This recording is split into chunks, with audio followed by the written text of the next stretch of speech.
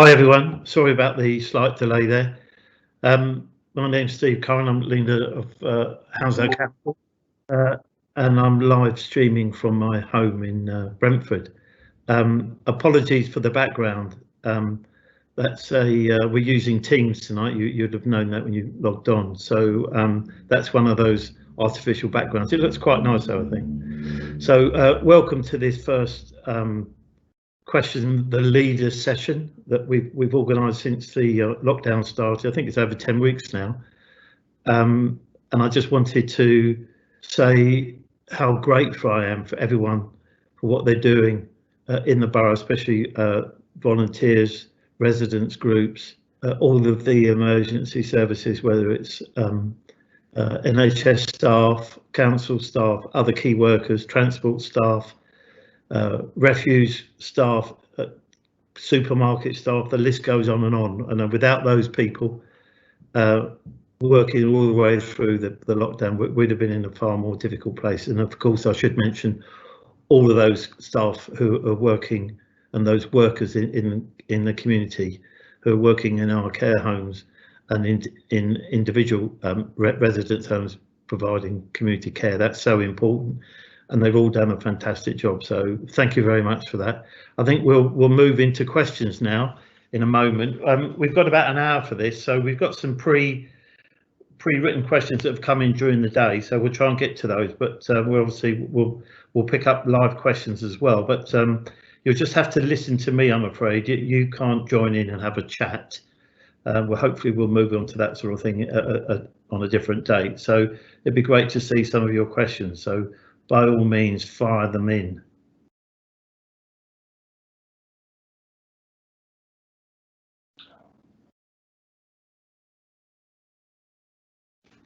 I've got the first question in, which is about schools. So Councillor Tom Bruce issued a statement last week on our position on schools. So I think all teachers and all heads and chairs of governors want schools to open. I know parents do. They've spoken to me over the last few weeks and days, and they're very keen that schools are open. The council's position is that schools should only open if everyone's comfortable that they are going to be open in a safe way. So we're supporting heads on how they carry out their risk assessments.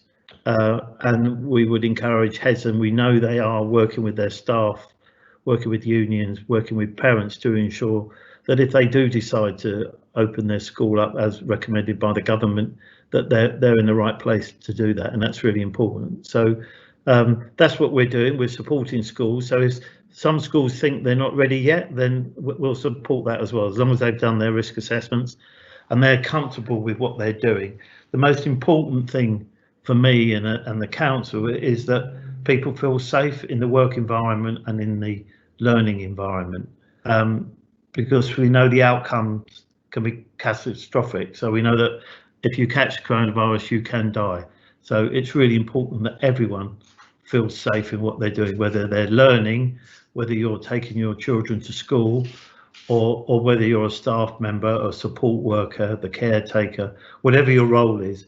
You've got to feel comfortable that you feel safe, and that's the most important thing to us. So that's our position on schools, and if that changes, we'll let you know. But I know some schools are working very hard at the moment on getting their risk assessments completed and are engaging with parents and staff.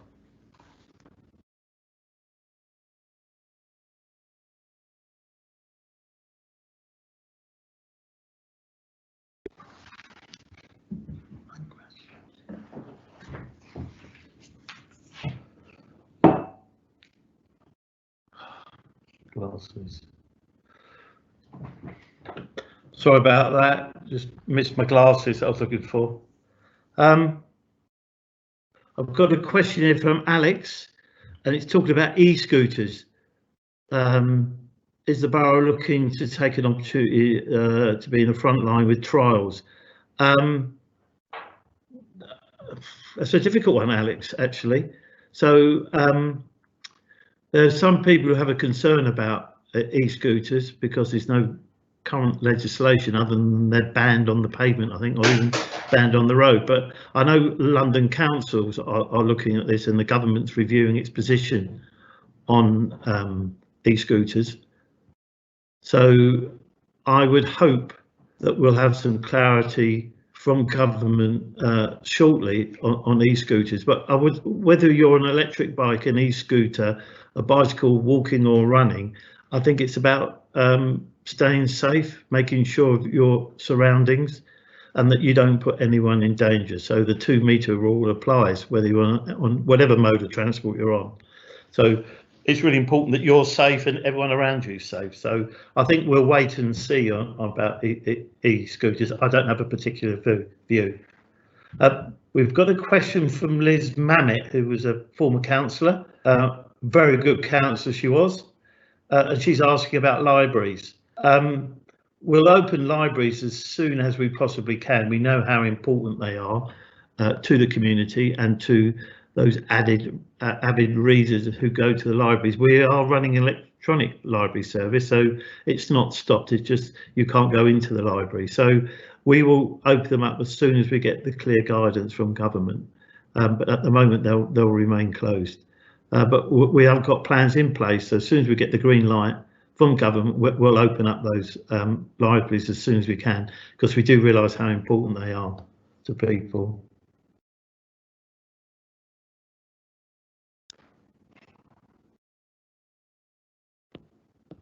I was just waiting for some more questions to come in. Right, we've got one regarding accommodation for homeless people.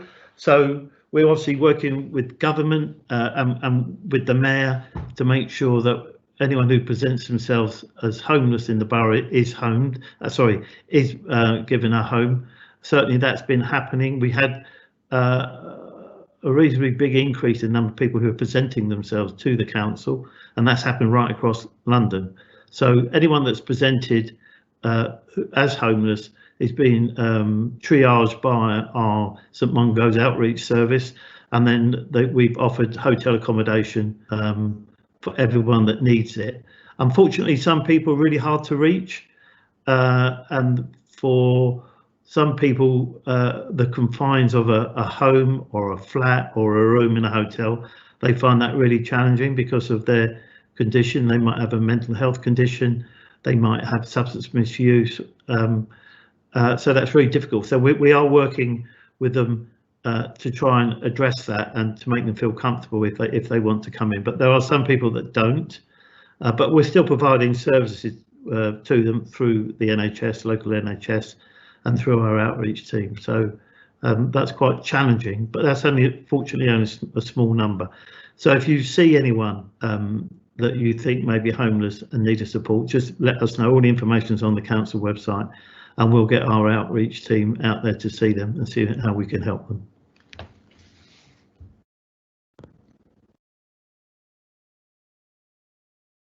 I've got a question come in, Surinder. It's about Spaceway. So as you know, we opened our recycling centres on the 18th. There has been very long queues, and you're only meant to be taking stuff if it's really urgent for you to do that. So we want people to be sensible. We're part of the West London Waste Authority, so you can take your refuse waste to other sites. So in Hounslow, the nearest ones would be in Ealing and in Richmond. Because I live in Brentford, so I use the one at Kew a lot. So I haven't been down there since they opened because I've not got anything urgent to take. So people are sensible, and it has to be urgent. Something that's really possibly dangerous in the house, I can't think what that would be, but try and be sensible about it. We're not putting a queuing system a booking system because of the complications around that, and we don't know how long the demand will last for. So you should be able to find information. Well, you will be able to find information on the website, and you'll see on social media the length of queues. I mean, I think they've been up to an hour, hour and a half, even 2 hours in Spaceway. But again, our first priority is for staff and for people who are taking their refuse there for recycling.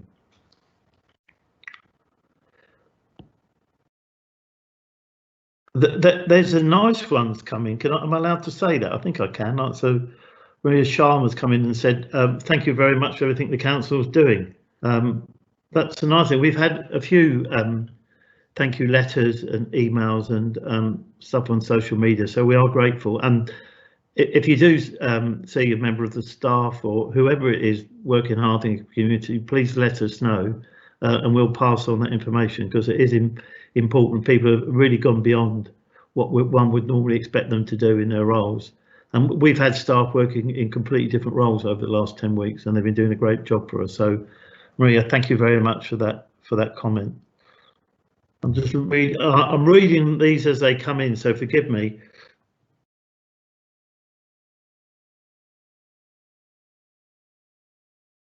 Right, so there's someone in Hanworth who they said they've been there for 5 years. They've got an unadopted road behind my garden. We have rubbish dumped there. We had a fire last year. How to request regular cleaning the streets or get gates. So I think the best thing to do, if you drop me an email directly, so that's Steve Curran at hounslow.gov.uk, and I'll put you in touch with an officer who can advise you how we might be able to help you. So in the past, especially I've been involved in some schemes in Felton where residents have got together, and it's usually a service road at the back of their houses. It's not owned by the council. The residents have got together. We've helped with the clean-up, with the skip, and helped remove the rubbish, and the residents have paid for the gates that go in, and they obviously have access to those gates, and that has stopped fly tipping in a few places. So, as I say, if you drop me an email directly, we can help you with that.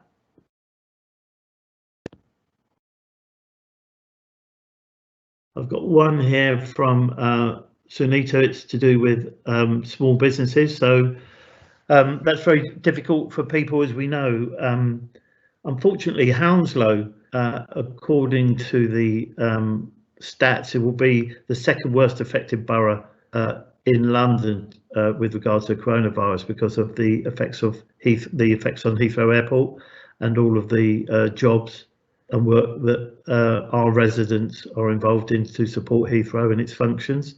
So we're very concerned about that. We've already given over, I think, £30 million out to businesses, but as we know, there's some small niches of business people that have fallen through the net. So we now know that there's support for self-employed people, but there's some other people I think are also falling through the net. And I think it's a bit technical for me, this one, but again, if you email me directly, I'll make sure that we get the right information to you, so you know whether you are eligible to apply for any grant. I think this is people who are self-employed professionals, so that we have lots of creative people out there in Hounslow. So if you need some help, again, just drop me an email and we'll make sure we get someone respond to you. I'm getting told off for not looking in the camera, but it's quite difficult when you're reading as well. I've got an anonymous one here. That's exciting. So we've got, once track and trace has started, what is the role of Hounslow Council? Well, that's interesting, because the government just sent new guidance to us last Friday, where it's expecting councils right across the country to be responsible for track and tracing. So we're working those plans up at the moment, and as soon as they are finalised, we'll let everyone know. So it's definitely on our radar. The guidance came out on Friday, and I know that Kelly O'Neill, our Director of Public Health, has been working on that over the weekend. And in fact, I went to a testing centre at Grasshoppers Rugby Club on Saturday. Spent an hour or so there talking to the volunteers who are Grasshoppers members. They're hosting it for free, so that's very kind of them. And the Army were there, and so was Kelly O'Neill, our Director of Public Health, and another public health member of staff. So thanks to them for doing all they're doing, especially on a Saturday when everyone else was enjoying the sunshine. There was a steady flow of people coming in for testing. They weren't overwhelmed, that's for sure. But as soon as the new guidance, we're clear on what our role is with the new guidance, which came in on Friday. We'll certainly be publishing that, so you'll know how we're going to deal with track and tracing in the borough.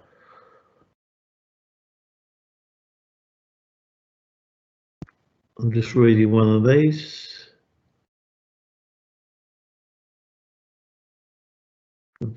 Some of these are quite complicated.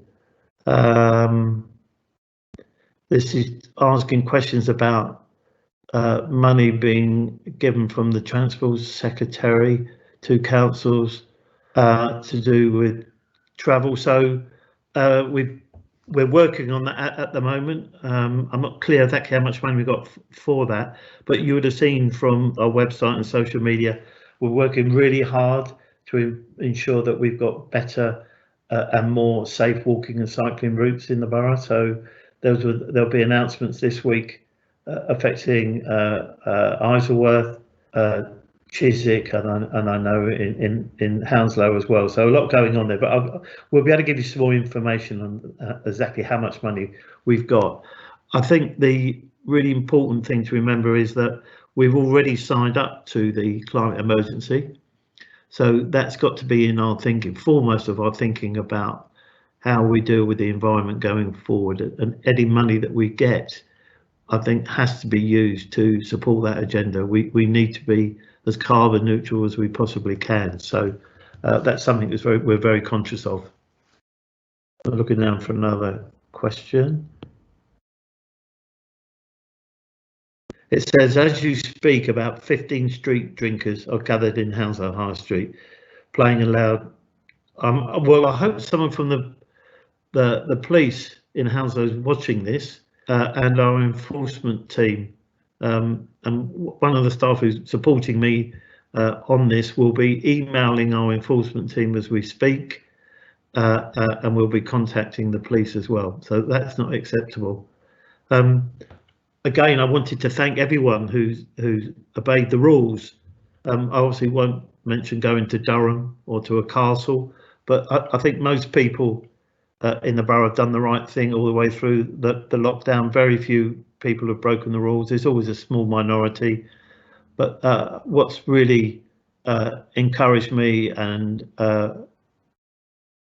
really pleased me is the support that people have given each other in the borough. It's really, I know we clap on Thursdays for NHS workers and key workers, but there's a whole host of other people doing stuff so neighbourly that we weren't doing before. And I just hope one of the benefits that we gain from this disaster and this crisis is that people engage more in the community for their community, and I think that will change the way we feel about society and make it better. So these street drinkers, not moving away from them, as I say, some will be emailing the police team and our enforcement team to get someone down there to see if we can encourage them not to drink on the street. It's not good for them either, and to disperse. So thank you for that.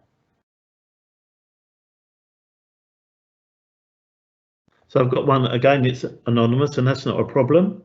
So what has been done to identify and support elderly people in the borough? So you would have remembered, it seems such a long time ago, that the councils were issued lists of residents who had to be shielded, and that came from the NHS. So we've got about 22,000 people on that list. Quite a number of them are elderly, but not all of them. So we check on them on a regular basis, or they've all been spoken to or emailed. And if that hasn't worked, people have gone around and knocked on their doors just to check they're okay. And then we have people that are known to our services, so elderly care services, so we know about them. And there's lots of other routes in through the voluntary sector who are doing a great job for us, through food banks, through Box, all these, as I say, all these other community groups who've been doing a great job for us, and they've let us know about people they think are vulnerable. So I hope that we picked everyone. In a press release about 6 weeks ago, someone asked me, well, sorry, in an interview, someone asked me, what worries you? And I said, if we missed someone off, if someone was out there that needed our help and we didn't know about it. So touch wood, that hasn't happened, but there's always that chance. So we're always alert to that. So if you are aware of anyone that needs help and support, please let us know. You can let me know directly again, and I will ensure that the right people get in touch with them. So that's how we know about elderly people in the borough. So it's through word of mouth, it's through communities, it's through neighbours, but more importantly, it's through the contacts we've already had in our services, elderly services, and through the shielded list. I hope I'm not going too fast. A question here about when do we expect places of worship to open? I don't know. That these are classed, or would be classed, I think, as mass gatherings. So football grounds are not open yet. I know that Brentford started training, I think, in line with the guidance today or yesterday. So mass gatherings, whether it be congregations at church or at football or rugby or other sporting activities, aren't allowed yet. But as soon as the guidance is available, we'll be supporting faith groups to ensure that they can carry out worshipping and being involved with their communities as soon as we can. So it's actually just about what support. So we can advise around health and safety in relation to the guidance. So we'll be more than happy to do that and give you some. We've got quite a lot of expert advice available to you on that matter, so we can actually help you.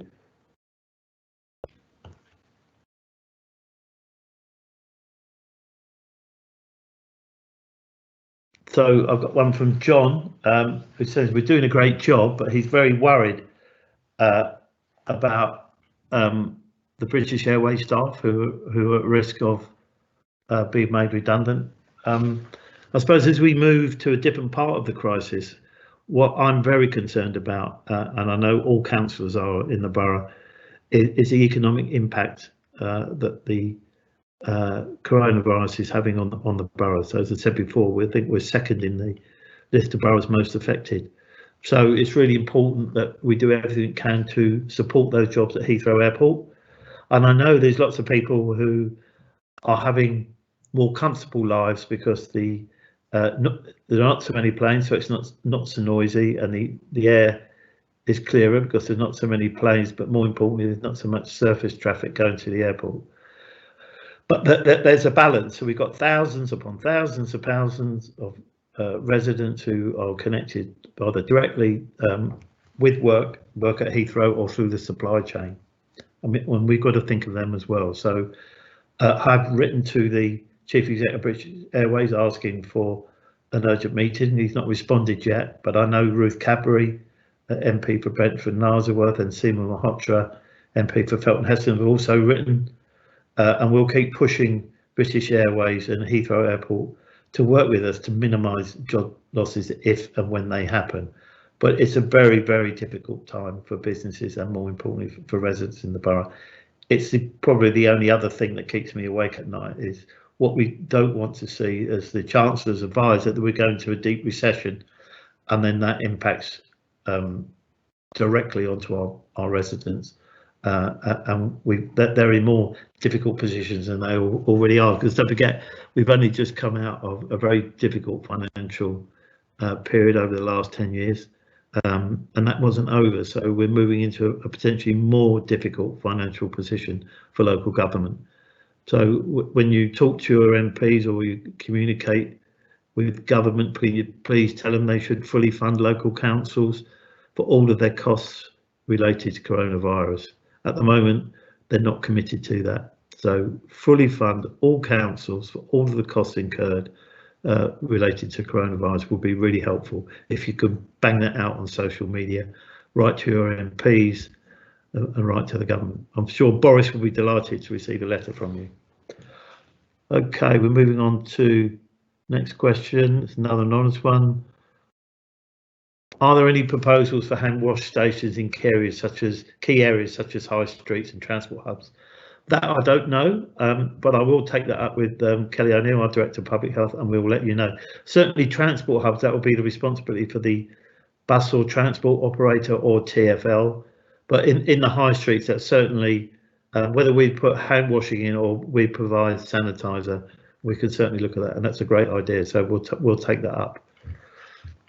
And then moving on to the next question.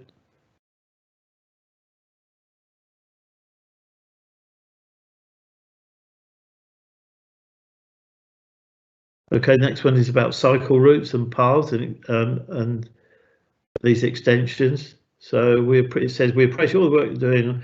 Will be possible to undertake residents through. I think that's to update. Yes, we will. So we will be putting stuff out on social media and on the council website as and when we make further improvements to cycling and walking in the borough. And I know this is contentious because we've already had some people who are not happy with some of the measures that we've introduced, but we are following government guidelines. We must encourage more people to walk and cycle so that they can social distance, because we have to move people away from public transport. That's just the world we're in at the moment, but we will keep you informed. So moving on to the next question.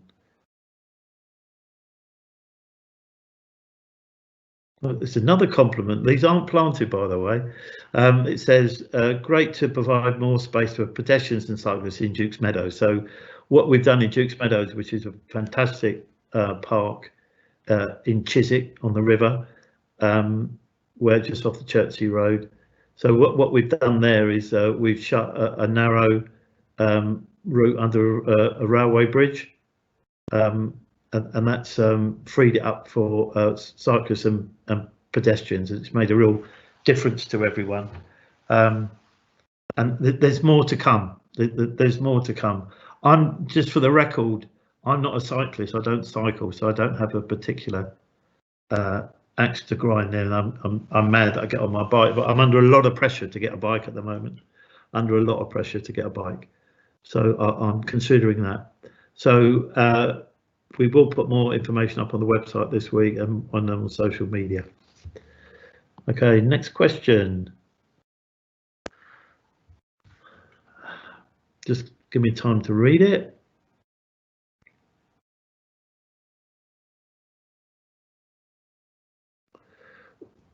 It looks like our friends in Chiswick are worried about a bridge, a pedestrian bridge that we want to put in Dukes Meadows, so that again it would encourage more people to cycle and walk. And the answer is yes. So it's been talked about, I'm told, by people for about 9 years. So we've got planning permission for a new bridge. It's all part of the Thames pathway, and it's important that we encourage people to cycle walking, and the benefits of the bridge will last. The bridge lifespan, I think, excuse the pun, will be about 50 to 70 years. So I think having a new bridge here to make it safer for, especially for young people and children, to access their sports clubs in Dukes Meadows, or just to walk or just to cycle, was really important. So I'm very pleased we're pushing ahead with this project, and I can't wait for it to be built and used by everyone.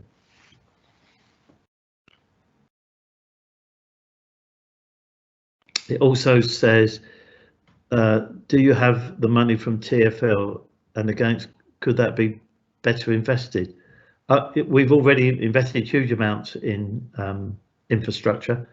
We've got Cycleway 9 that we want TfL to complete as soon as possible. So I think that it's really important that we improve cycling and walking, and this is really important for young people. So having a new pedestrian bridge there, which, as I say, has been in the offing for over 9 years, I'm told. We've already got planning permission. We've always got funding from other sources as well, so it's not just council money. So it's really important that we do these projects. They will benefit lots and lots of people over many years. So we're committed to doing that. This is one about council accommodation.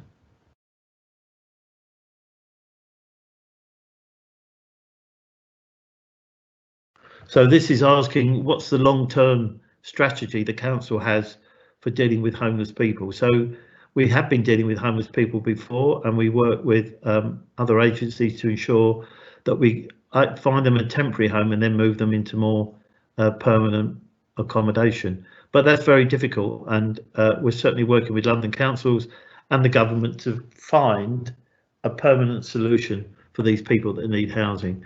I know that there's a lot of chatter about this in the media, something we're pushing very hard. So we want to stop rough sleeping. We want to stop homelessness in the borough. I know the mayor does, Sadiq Khan, so he's committed resources to it. So we're all working together to try and do that. We haven't got the answers yet, but my immediate worry during the crisis is to make sure that we've offered accommodation to anyone who's homeless or is sleeping rough, because they're very vulnerable and we don't want anyone to die as a result of coronavirus sleeping rough. So that's why we put a lot of effort into ensuring we've got accommodation for homeless people.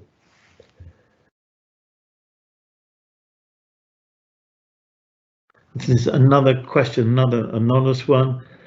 Now the council committee meetings are being streamlined online. Is it your intention to continue this to happen once the business resumes as normal? That's a good question. We've just started talking about that. I think there are some meetings where we might get more engagement from the general public if they don't have to come to a stuffy committee meeting at Hounslow House. So I think we would want to talk to people about that. There are some meetings sometimes which are better done in person, but there's certainly lots of committee meetings I think that we could do remotely, as long as everyone's got access. And we'd have to talk to people who want to participate in that, how we would arrange that. So it's a good question, and I don't think things will ever quite be the same. So I'm used to Teams meetings now. Unfortunately, I've been sat at this chair probably for the best part of the day. So there are some downsides to working from home, but there's some real benefits as well. And of course, apart from me using my house, my carbon footprint has been zero today, apart from what I do in the house. So there are lots of advantages for live streaming meetings, but it's how we satisfy the need to engage with people as well. So as I say, I don't think things will ever be the same, but that doesn't mean every meeting will be remotely managed.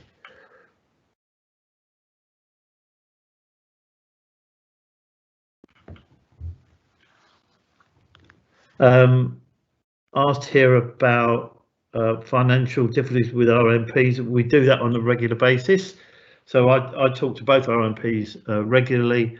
They get all of the updates that council members get, so they're fully briefed, and the chief exec briefs both our MPs on a weekly basis. So that's how we do that. So I talk to Ruth and Seema on not a daily basis, but a very regular basis, and we obviously communicate in other ways.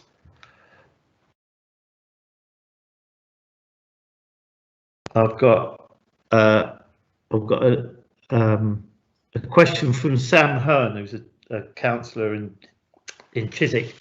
He wants to know what impact the council's COVID-19 emergency will have on the council's climate emergency action plan. I don't know yet, but I think having our emergency plan puts us in a good position, because with the effects of the decline in business at Heathrow, I think that there's a need to concentrate on how we can have a greener Heathrow when it comes back on stream, and we're all committed at the council, and certainly the opposition group were as well, to sign up to the climate emergency. So I think the focus might change, but the goal hasn't. We want to be carbon neutral by 2030. That won't change.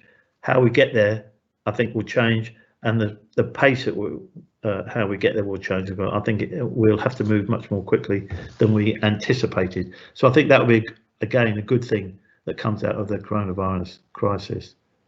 I've run out of questions on here. Must be other people out there. Anyone else would like to put a question through?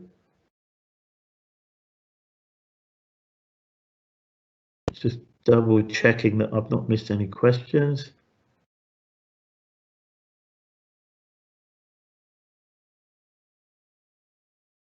We've done track and trace. Talked about transport money, street drinkers, how we support elderly people, helping people at their places of worship. We talked about that. British Airways jobs and the airport, we talked about that. I'm just going through, make sure I've not missed any. Hand washing, we talked about that. Cycle routes, Duke's Meadows, we've got a couple of those we dealt with. People in temporary accommodation.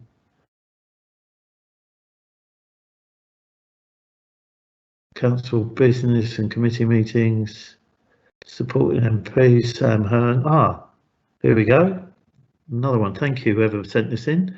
Andrew, well done.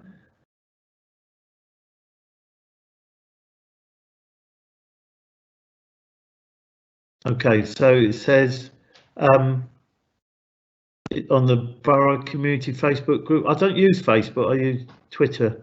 That's probably about it. So excuse me for not seeing that. It's about people dumping rubbish on our green spaces. So as you know, it's one of my pet hates, people who fly tip, and we take the strongest possible action against fly tippers.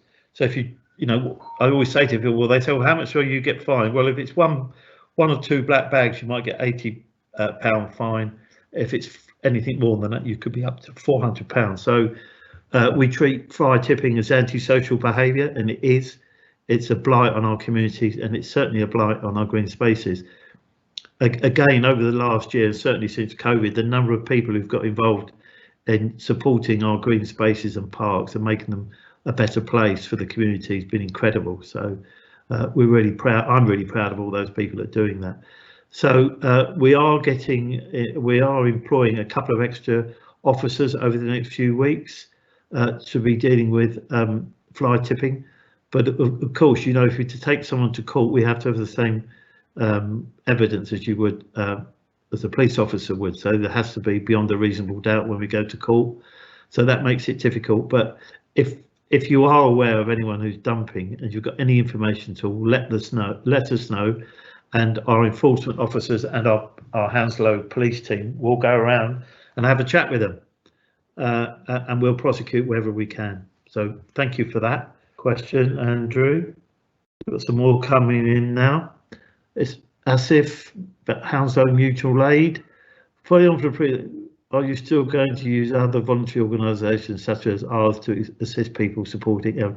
Yes, I think one of the things that has come out of this, as I said before, is the amount of community groups, new ones that have been formed, and well-established ones that have come to the fore again. So I think one thing as part of the recovery plan strategy that we're working on, and that will be going to Cabinet on the 9th of June. So if you're interested in how we're going to deal with post-COVID and how we're going to ensure that the borough isn't too adversely affected, look at that plan. So that'll be published shortly and will be discussed at the Cabinet meeting on the 9th of June. So I think it's imperative that we use community groups and we support them in the work they're doing currently, and then help us support people going forward, especially the elderly and the vulnerable. So thanks, Hassie, for that question. I've got one from Andrew. I'm not sure it's the same Andrew. Big thank you to the waste team and recycling for all the work they've been doing. It's been very pleasant and positive. Well done, lads, he said. So I would only echo that. I've written, so has Guy Lambert, to the staff in our recycling teams and waste recycling, refuge rather, as well. They have been doing a great job. So whether they're a street cleaner, whether they're a tidy town operative, whether they're doing the recycling, they've done a fantastic job all the way through.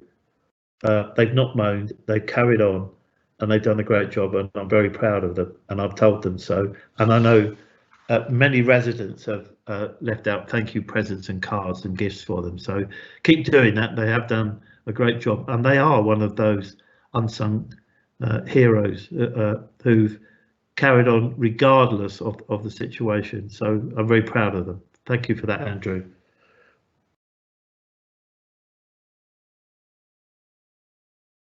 It says that this is that's anonymous. Hounslow Council ranked in the bottom of 3 councils in London for the rate at which they paid out grants. We were, that's absolutely correct. But what we didn't do, and it's not a criticism of any other borough, we double checked who we were sending the money to. So we didn't put checks in the post. We double checked that and verified the businesses who were receiving this money, and it's tens of thousands of pounds, were bona fide, and we didn't send out checks. So we sent it by backs directly into the business's account. So I was very conscious, and certainly Shansu Rajawat, the lead member for finance, said he didn't want to end up money going out from the council and end up in the Cayman Islands. So I agreed with that, and we took a cautious approach. But to date, we've given over £30 million in grants to business over the last 10 weeks. So that's a significant amount of money, and we've helped way over 2,000 businesses. I mean, there were some businesses, I think when I last looked, there was 500 businesses we'd written to or contacted 3 times. But I am confident that the people who have now received the money are using it for the purpose it was intended, and they're doing a great job in keeping their businesses afloat in the most difficult times. So thank you to the Chamber of Commerce in Hounslow and Brentford for all the work they're doing in supporting small businesses. We've got over 18,000 SMEs in the borough, so they are the lifeblood of our borough, and they're very important to us. And there's other support we've been giving businesses other than just giving them grant from the government. So thank you for that. There's someone who's come in who said they're worried that the councils were told by government do whatever it takes, and now we're not given sufficient money. That is a worry to us. So I said that earlier, and thank you for raising that again. So I would encourage all for you to write to your MPs, write to ministers and say, can you make sure that any costs incurred by the council are reimbursed in relation to coronavirus? We're not asking for anything extra, but we're losing money in income, as you will imagine, and lots and lots of costs we're incurring, whether it's hotel costs for rough sleepers or homeless people, whether it's providing food for people who are in need on the 22,000 list. So there's an enormous amount of work that's going on behind the scenes.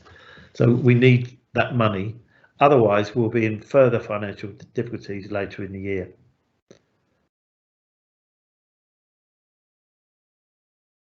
Oh, I've been asked a football question.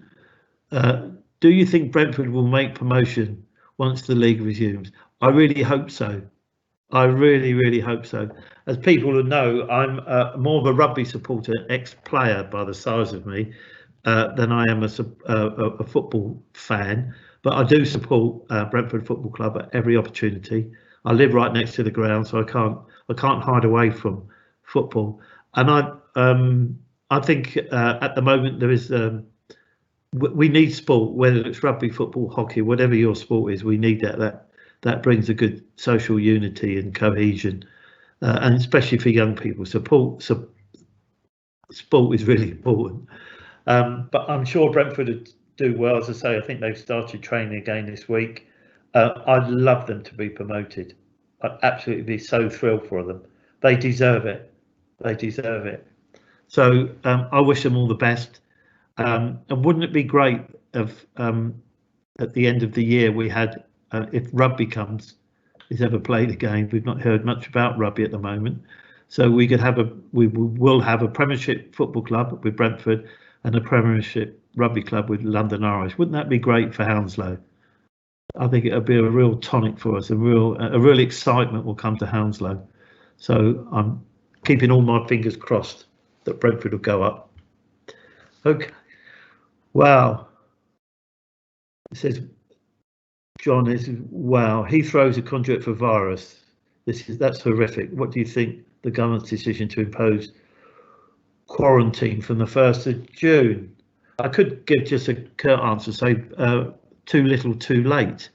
I'm not convinced by the arguments, and we've already seen the reciprocal arrangements put in by France. So if you go over to France, you've got to go 2 weeks in quarantine there. So they've made that decision. I noticed Spain is now saying that people can go to Spain or visit Spain from the 1st of July without going to quarantine. But as it stands, if you go to Spain and when you come back, you'll have to quarantine yourself for up to 2 weeks.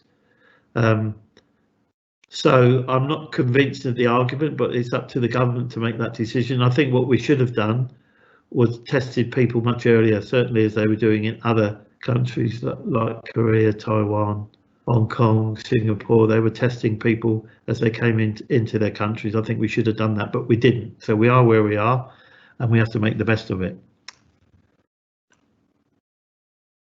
One's talking about sunshine now. So there's been nothing but sunshine for 2 months. Is anybody watering young trees that have been planted? Does the lovely park team need support? Well, the answer is yes. So the Heston Action Group, who've come to the fore in the last 2 or 3 years, they've certainly been banging on my door on a regular basis. They've encouraged us to plant more trees. We didn't need it, but we certainly, it helps. So if you're aware of new trees being planted where you live, take out a bucket of water and water them. That'd be a good thing. So if you can help, please do. Thank you there for that.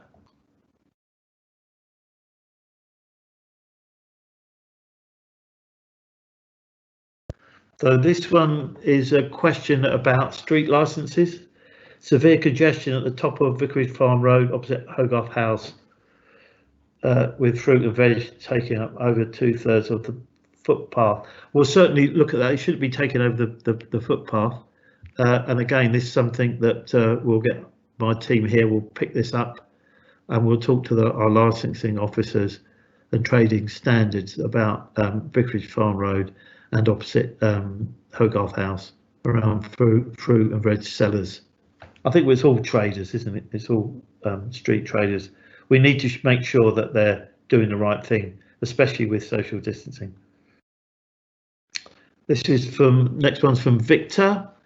We have to pay full rent to the landlord in this crisis. We get 8%, but that's not enough to support our families. So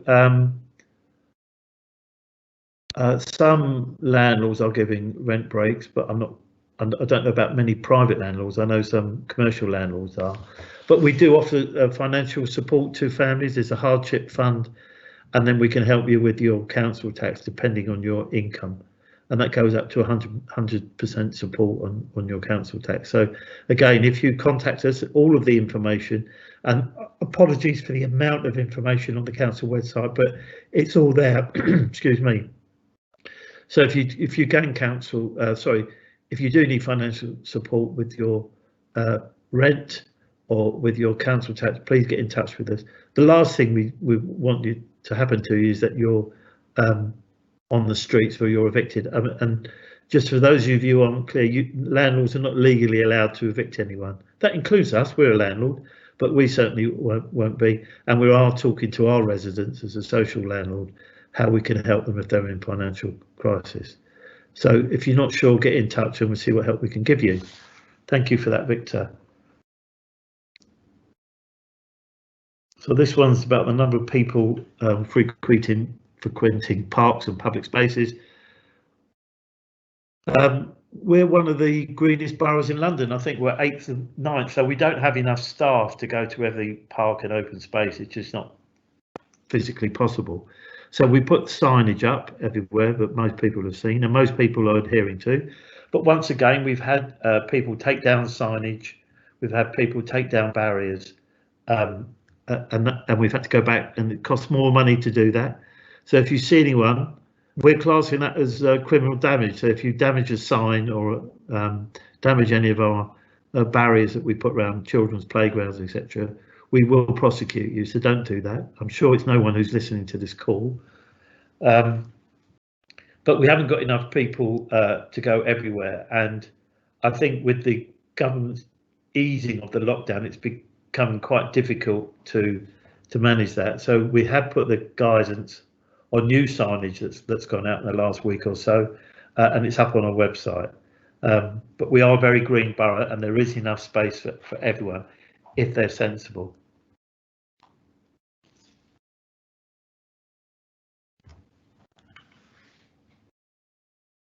So I've got another question there. You said you're getting, that's me getting used to. I'm not good at it, by the way. I'm just getting used to it.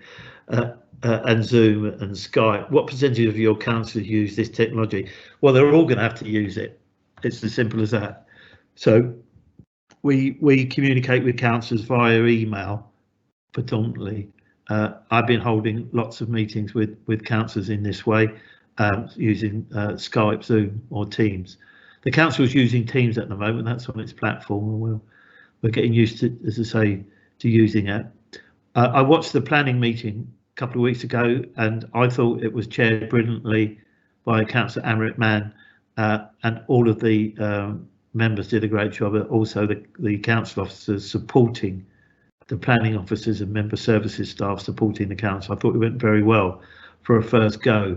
So we'll be certainly our future cabinet meeting will be on the web, the next planning meeting and the next licensing meeting, and as we get more confident and people get used to using it and we get more engagement from people, we want to carry that message on, that it's okay to use technology. Certainly, you know, I'm from an elder generation, so I'm not that comfortable with it all of the time, but you have to get used to it. So it's really important that we communicate in the best way, the most appropriate way to reach the majority of people. We still send out letters, we still write to people. That's important still, because there's a group that are not comfortable using technology, but all councillors have to use it. So they've all got a kit, they've all got access to a phone and a laptop or a tablet.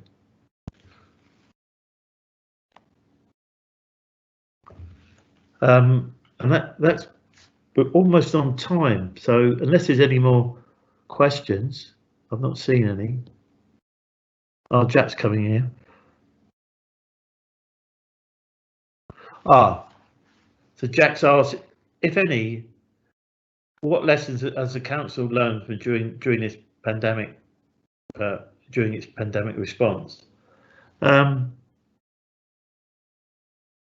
think for me, it's what a great borough we live in, and that we've got some great communities in Hounslow, and they've really pulled together and they've looked after each other, and they made our job in the council, me as leader and other councillors, less difficult.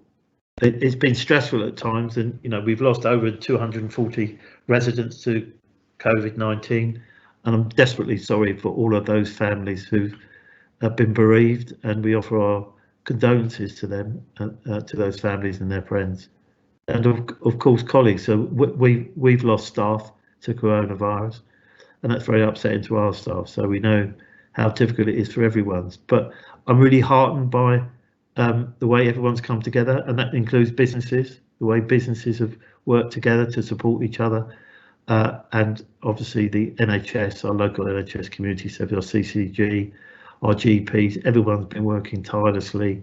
And that's, you know, without forgetting to mention West Mid Hospital. We're very lucky to have such an excellent hospital in the centre of Hounslow, and they've done everything they can to support the residents who've been admitted there. So eternal thanks to everyone for what they've done. And I suppose on a more practical level, I'd say that it just shows how agile and reactive you have to be, and we need to be more nimble, I think. So as we move into, as I said, we move into the next phase of dealing with the coronavirus, which is the economic impact it will have on the borough. We've got to think differently, act differently, and make decisions much more quickly, and be responsive to people at a local level, so that they're engaged and understand what's going on and why we're doing things. We won't always get it right, but we'll try really hard. And we've got some really tough times ahead, I think.